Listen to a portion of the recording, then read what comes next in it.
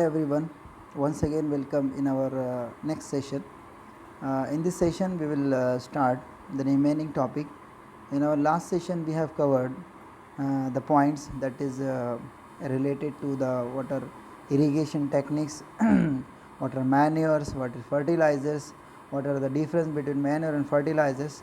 So now in this lecture we will start about the techniques of the water, and in previous lecture we have just covered the traditional methods for irrigation, and we have seen what is moat and pulley system, chain pump, dekli, rahat. These are the four names that are the traditional methods. Now we will start with the modern methods of irrigation, and I have already told you, because if you are using traditional methods for irrigation facilities, so we cannot provide more and more water, and we cannot grow more and more crop in the shorter time. And as we are studying in this chapter crop production as well as management, so how we can manage the more and more yield of our crop, because we have to provide more and more food to our people as the population is increasing day by day.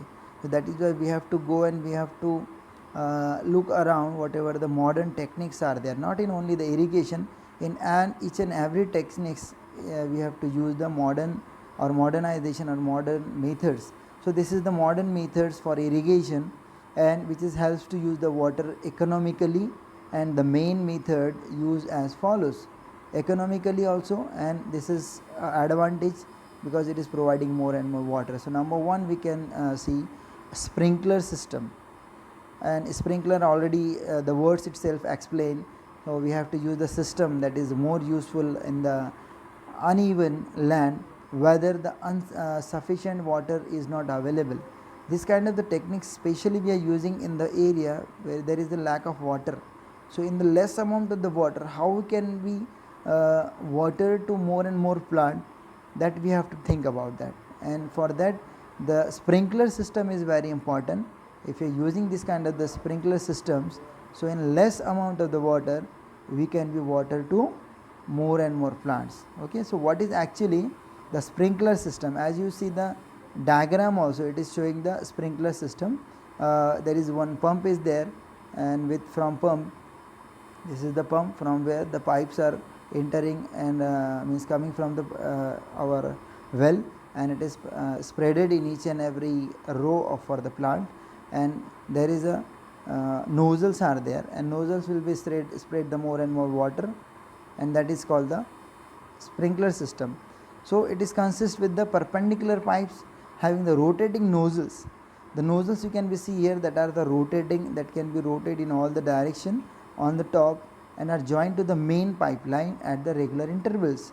So that is why the main pipeline will provide the water to the each and every pipe, and there is a nozzles which can be move around itself. So that is why it can be spread the waters, can be sprinkle the water in each and every area.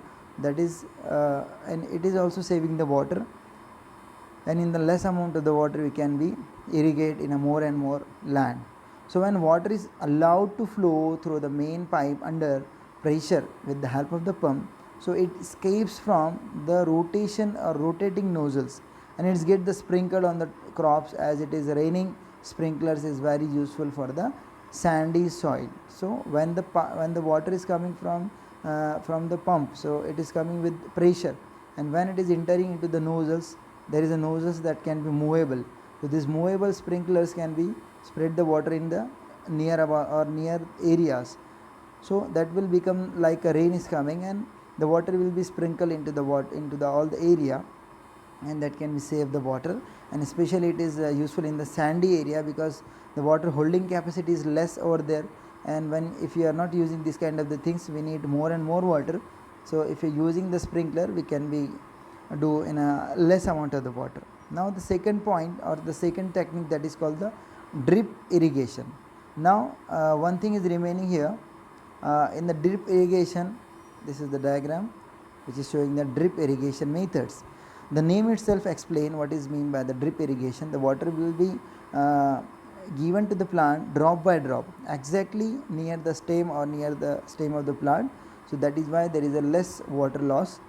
So what is drip system? That is, in this system the water falls drop by drop just at the position of the roots. So if you are providing the water exactly on the position of the roots, so it will not allowing the loss of the water, and so it is called the drip irrigation system, because it is the pipelines are there. The techniques for this, the watering for the fruits plants, especially in the gardens or in the trees, that is actually depend which kind of the crop you are growing.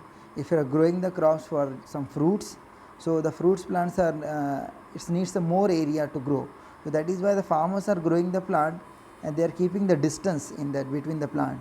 So that is why we are just putting the pipes and we are making the holes into the pipes. So drop by drop exactly near the stem the water will be fall down. So the system provides the water to plants drop by drop, and water is not wasted at all. So it is a boon in the region water there the water availability is very poor. So that is why, and exactly what will happen, there is also one pump. With the pump pressure water will become, and there is so many pipes in each and every line we have to be fitted, and then there is a exactly at the near the stem of the plant we are making the hole over there. So that is why the water will be dropped exactly on the stem or near the stem. So that is why the loss of the water will not there, and we can be save the more and more water, and in less water we can be do the irrigation in, or we can cover the more and more area. So that is why it is called the drip irrigation. The water will be dropping on the exactly on a stem. So these are the points we have to be keep in mind. What are the difference between sprinklers and what are the difference between sprinkler and drip irrigation system, right? So now we will move on to the next page, and this will start with the protection from weeds. So until now we have seen how we can be make our land, preparation of the soil, selection of the seeds, and how to irrigate, and which kind of the manures and fertilizers we have to use.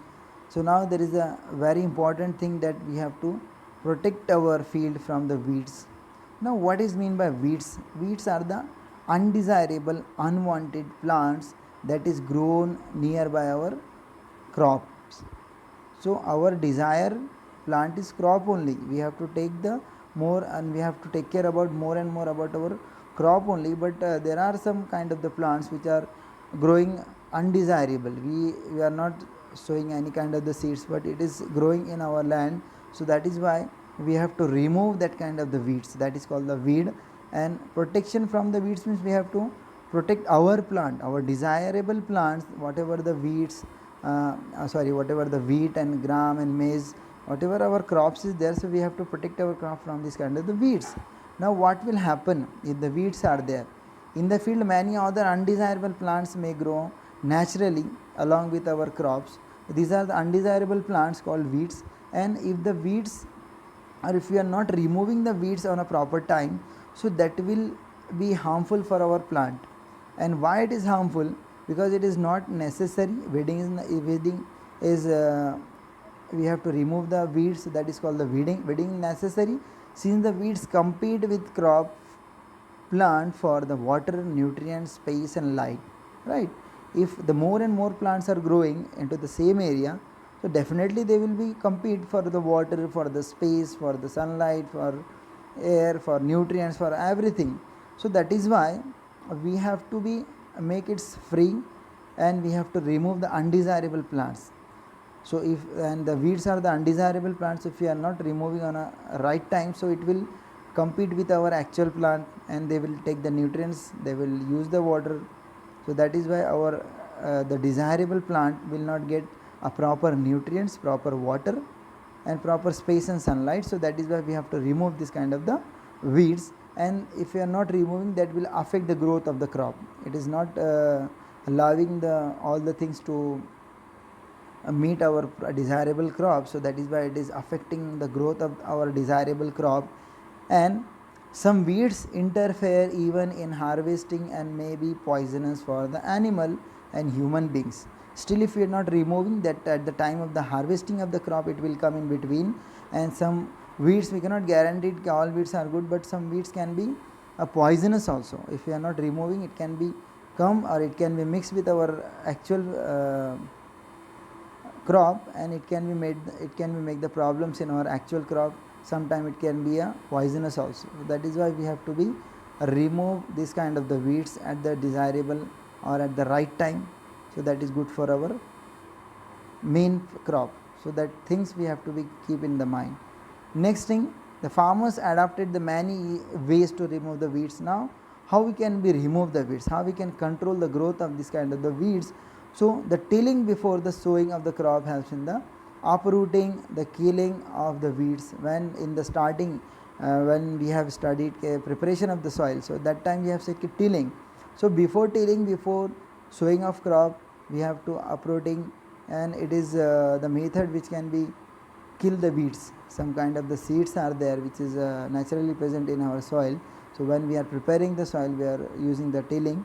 So this weeds will be killed with the sunlight or with intensity of the sun, and which may be dry up and get mixed with the soil. And sometime what will happen, it will not remove in a full concentration, but some amount of the weeds, there are some seeds are there, so they will dry and they will be present in our in our land only, in our field only. And what happen, the manually removal include the physical removal of the weeds by uprooting or cutting them close to the ground and from time to time. So when we are providing the water, it will grow once again. And how we can be remove it, the best techniques to remove the manually. Why we have to remove these weeds manually? With the help of that khurpi, we have already seen this is done by the khurpi, because it is very close to our with our desirable plants or crops. If you are using some kind of the machines, or some chances are there it will harmful for our natural, our desirable plant also.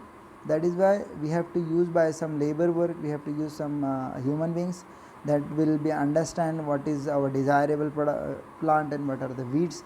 So they will remove physically, and we can say we will not having any kind of the loss with our desirable plant. So a seed drill is also used to uproot the weeds, right? Sometimes we are using the seed drills also that can be uproot the weeds. Before sowing the seeds, we are using this kind of the seed drills, so that also easy to remove the weeds from our soil. So weeds are also controlled by the using certain chemical. Physically we can also remove with the help of the khurpi, but some people can spread such kind of the chemicals which can be also provide the problem or provide the poisonous things to the weeds. So that is called the weedicides. So it is called weedicides. The name of the weedicide, that is 2,4-D, that is very famous weedicide. These are sprayed in the field to kill the weeds, and they do not damage the crops. This is designed as in the way that will not make any harm to our desirable crop, that will only make harm to the weeds, and it is very good for use only. So they do not damage the crops, and weedicides are dilute with water to the extent required and sprayed in the field with a sprayer. First of all, we have to add some water, we have to make it dilute, and then we have to use or spray it with the pumps. We have already seen such kind of the scenes when we have visited to some farms. So exactly this kind of the things will be happen, right?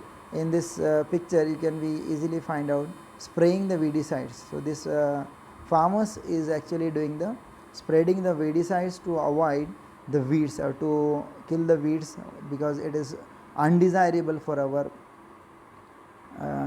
desirable plants or our crops. So that is the things we have to understand. But still there is one problem also. There is one question, do weedicides have any effect on the person handling the weedicide sprayer? That is we have to think about it. Okay, we are killing the weeds, but what about the person, what about the farmers? When the farmers are spraying this kind of the weeds, and we are saying it's a chemical, it's a danger chemical for the weeds, so it might be having some dangerous effects on the person also. So exactly we have to use some kind of the precautions. As already mentioned, the weedicides are sprayed during the vegetative growth of the weeds and before flowering and seeds formation, right? It is a harmful chemical, that is why we have to spread it before the plant having the flowers or plant having the seeds, because if we are spreading this kind of the things after plant having the flower and seeds, so it can be also contaminate, or it can be also having the some harmful effect on our seeds, and when the human beings are using that seeds, it will also have the problem in to the person which are eating that kind of the our wheat and all. So that is why we have to spread in before. But while spreading, we also having take care about some kind for the farmers, so they should be use these chemicals very carefully, and they should cover their nose and mouth with a piece of the cloth during spraying of these chemicals. So as you can see in the picture also, the farmers are using some precautions in covering the mouth and nose, because the sprayer chemicals cannot be enter into the human beings with their nose and mouth. That is why this kind of the precautions we have to take, or farmers have to take whenever he is using this kind of the chemicals, that is called the weedicides, right? So now the next thing we will start harvesting. Now this is the very important thing. We have already done done several kind of the steps, where from the preparation of the soil, then sowing the seeds, then we have used the manure or fertilizers, then we have done the weedicides, we have removed the weeds. Now the time for harvesting. Now if the appropriate time have done, and we have ready the our desirable crops is there, so there is time for harvesting of a crop as an important task. The cutting of the crop after it is mature is called the harvesting. We have to cut the crops, but after the maturation, when the crop will reach the maturation time and the seeds are ready or the fruits are ready into that, then we have to remove it. That is called the harvesting. And in the harvesting, the crops are pulled out or cut close to the ground, right? From the roots, it's not easy to remove the plant. That is why it should be techniques can be cut only the fruit, or sometimes we can be remove the stem from the bottom near the ground. And it usually takes 3 to 4 months for a cereal crop to mature. If you are taking the example of the cereal crop, so it will take near about 3 to 4 months, and after the 3 to 4 months the crop is ready for the harvesting. And harvesting in our countries is either done manually or by sickle, right? The peoples which are not having so much area, so that is why they are doing by manual. The person are doing the removing or harvesting of the crop, so that is why they are using the sickle. This is the figure 1.7 that is show the what is the sickle, or by a machine. Sometimes we are using the machine also, and that machine is called harvester. The machine is used to remove, or for the harvesting it is called the harvester, or if you are doing it manually it is used by the sickle. So this is the instrument we can be used. And harvester, in the harvested crop, the grain seeds need to be separated. So after harvesting, it is covered with the chaff, that is called the chaff, and the chaff is nothing but the covering to our seeds. So while we are removing the seeds or our crop, after one more step we have to do, that is removing the chaff, and it is called the threshing. So the process is called the threshing, to removing the seed that is covered with the chaff, and this carried out with the help of the machine called combine. And this is carried out with the machine combine, and which is in fact a combine harvested and thresher. If you see this combine machine, so that is a new technique. As I told you, we have to use a new kind of the techniques if you want more and more crops in a shorter time. So this is the machine name is combine, which can be do the both the things, which can be harvest also, and which can be do the threshing purpose also. Both the things can be done by in one machine. That is the name is given also combine, and it can be do the both the things for our farmers. And after harvesting, sometimes the stubs are left in the field, and which what is mean by stubs? When we are removing our crops from the bottom of the tree, so some part is remaining. the stem is remaining and roots are remaining into the soil. So that is mean by the steps. And this Paheli is asking one question in this book, that is, it is some farmers are directly burning to this, and she know that it is caused the pollution when we are burning this kind of the stuffs, because that is very easy techniques. The farmers don't have to spend so much money to remove that and so much time to remove that, so they think that is very easy to burn it.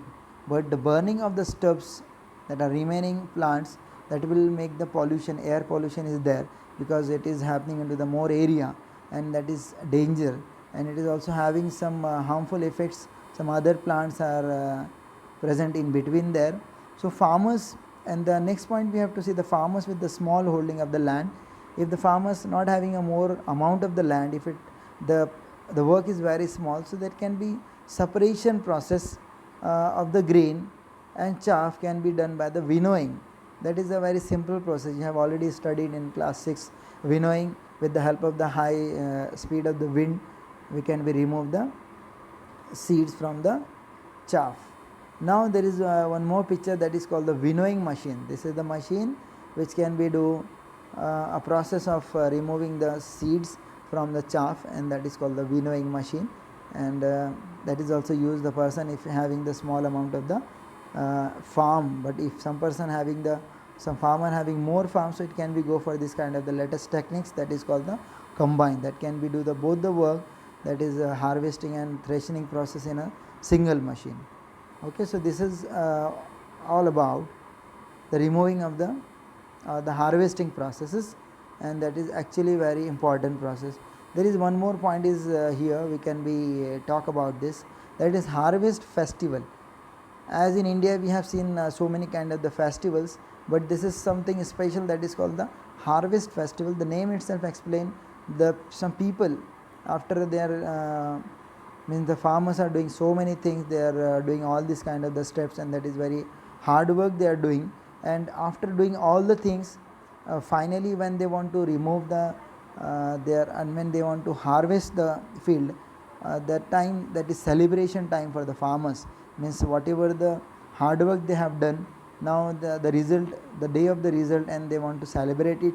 So that is called the harvest festival, and that can be done in a different ways in different areas. Like it is depend on the man and woman and the people which are staying in a different kind of the places. So especially the festivals associated with the harvested seasons are Pongal, Baisakhi, Holi, Diwali, and Nabanya and Bihu. So these are the festivals. Holi we are more means we are having more idea about the Holi. So these all the festivals actually they have started from the many years before, and the peoples that is celebrating as a harvesting festival, because the time is for relax, the time is for enjoyment after all the things, all the hard works they have done. So that is why they are enjoying this kind of the festivals, that will come under the category of harvest festival. Okay, so these are some festivals we have to study about this kind of the festivals. Now the next point is storage, and that is the very final stage after harvesting. If the farmers is not doing a proper storage, that is also not good thing. If we have done all the things very well, we having a good amount of the crops, and if you are neglecting the storage steps, so that will make your all the efforts become zero. Because if you are having some such kind of the attack of some insects or some other animals or some fungus will grow on your crops, the crops quality will be damaged, and if the crops quality will be reduced, that will be very you can having the loss, economical loss, and your all the efforts will become zero, you can also say. That is why we have to see what about the remaining things or the storage of the. So what is storage? Storage produce an important task. Why? Because we have to be keep safe our all the crops. So if the crop grain are to be kept in the longer time, they should be safe from the moisture and insects and rats. These are the problems, or these are the threats, you can say, for our storage, for our crop. Number one, moisture. If the moisture will be there, the chances of the microorganism can be attacked and the fungus will be grow.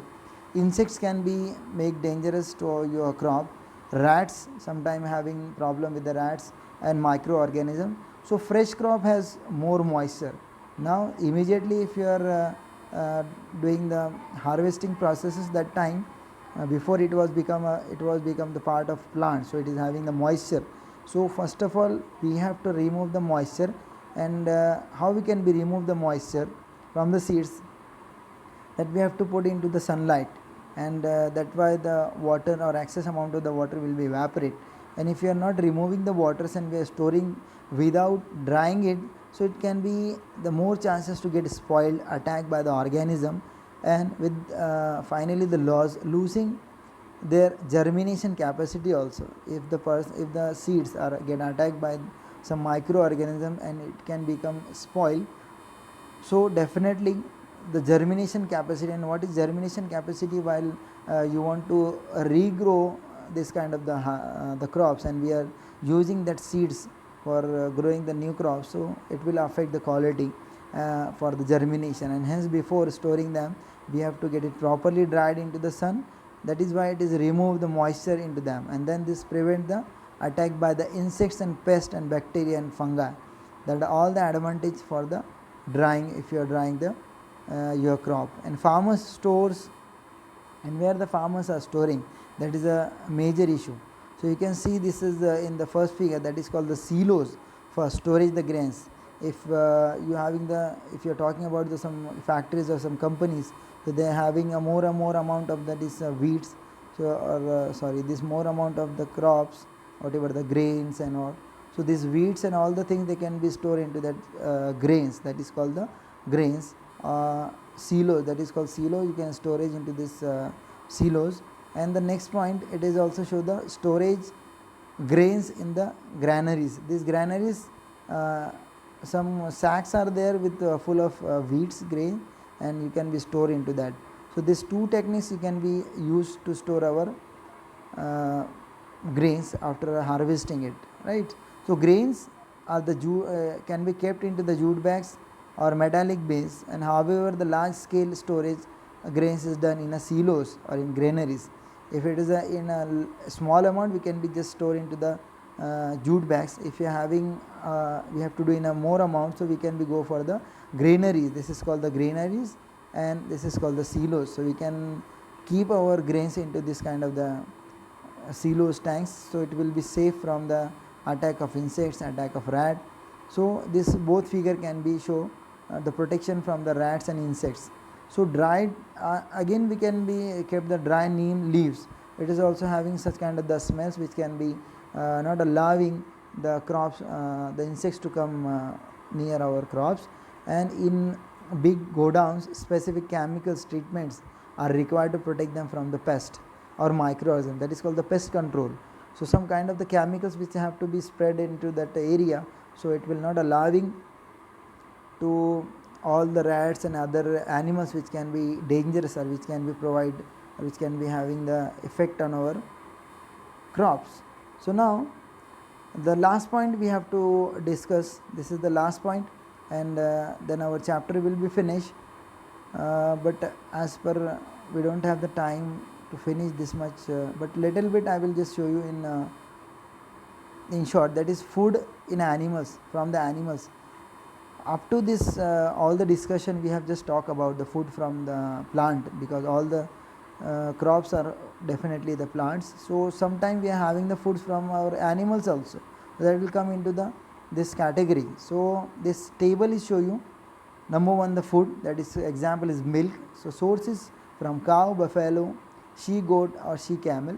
Some more points you can also write. So after completing this table, you can understand whatever the things we can find, or food products which can be taken from our animals also, that are different in different areas. For people living in the coastal areas, consuming the fish as a major part of their diet, right? The seafood some people are eating more because they are living into that areas which having the more and more seas. So and some other things we can be also said, we are having the milk from our some animals. Some people are using some other like eggs and some other thing we are eating, that is also come from the animals only. So this kind of the things will become into this point. Similarly, the animals reared at home in the farms or home have to be provided with proper food and shelters and care.